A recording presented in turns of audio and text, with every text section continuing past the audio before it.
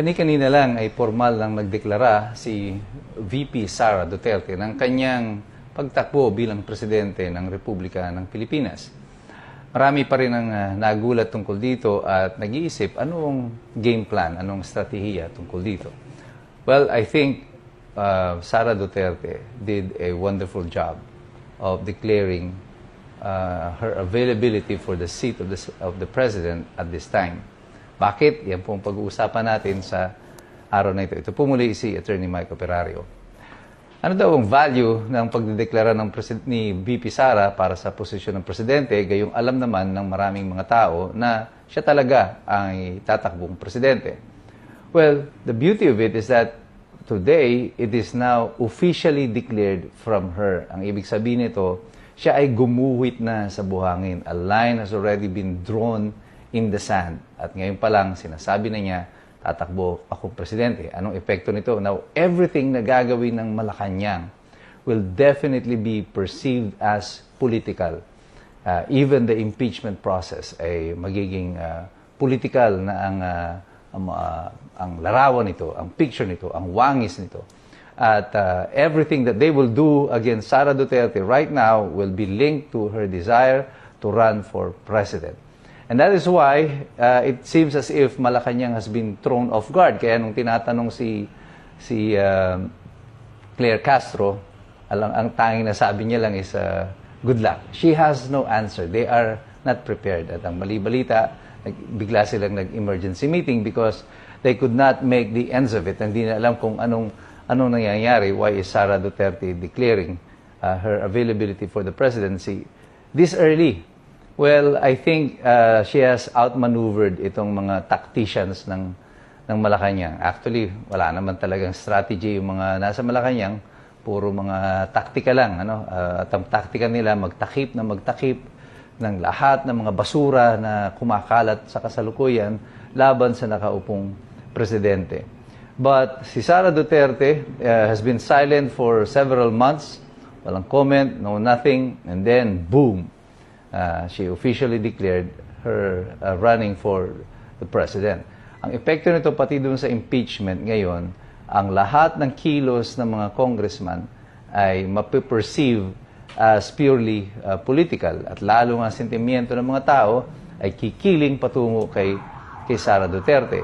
Another effect is that now that the VP has formally declared her availability for the presidency, ang mga linyahan nito, ang alliances nito sa House of Representatives may be in danger.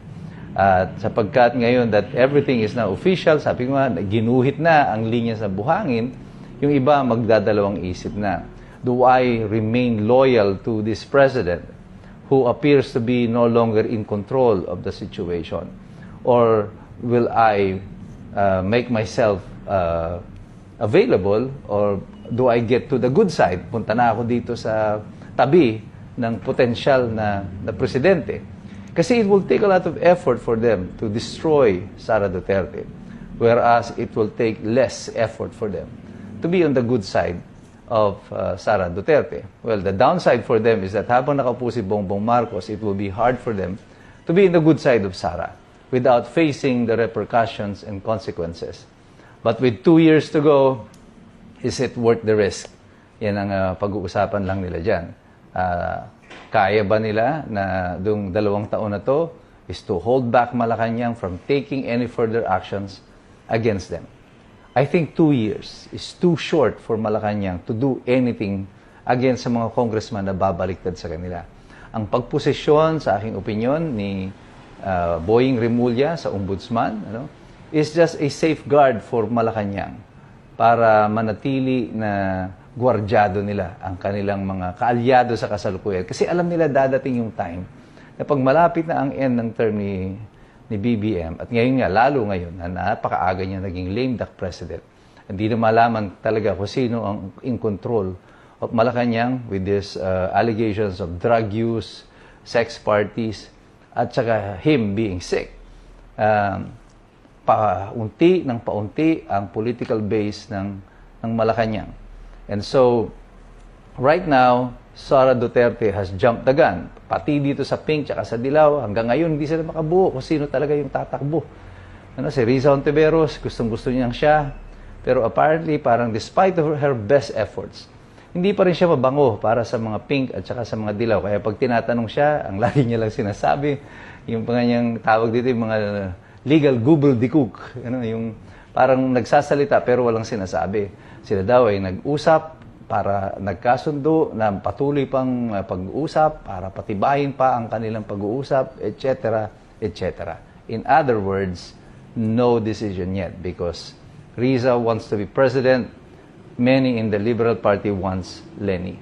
Magkakasundo ba sila? Nobody knows. But one thing is for sure, Sara knows exactly what she wants. And she has now drawn the line. Gumuhit na siya sa buhangin. Kaya sinasabi niya nito sa Malacanang, now it's your move, Mr. President. And I think this is a masterful act on the part of Sara Duterte's camp. And lalo ito, pa-Pebrero na, paparating na ang anibersaryo ng EDSA at ng 40 taong anibersaryo ng EDSA 1. That's why Malacanang is probably in jitters right now. Kinakabahan sila. Kitang-kita mo, pati sa mukha ni Claire Castro kanina, although she is her usual na yung mataray, masungit, na parang teacher sa One Ball High, makikita nyo dyan na mayroong uncertainty at pag-aalala sa kanilang mga kilos sa kasalukuyan. But, tayong mga mamamayan, we will no longer be fooled. Ang taong bayan has prepared for this for a long time. Napaaga nga lang ang announcement ni Sara Duterte. But we know exactly what's gonna happen next because na-anticipate na natin to dahil tayo ay patuloy na sumusubaybay at patuloy tayong nagsisipag-aral. Kasi alam nating lahat, mahirap makialam ang taong walang alam. God bless you. God bless us all. Mabuhay ang Republika ng Pilipinas. Go Sara Duterte.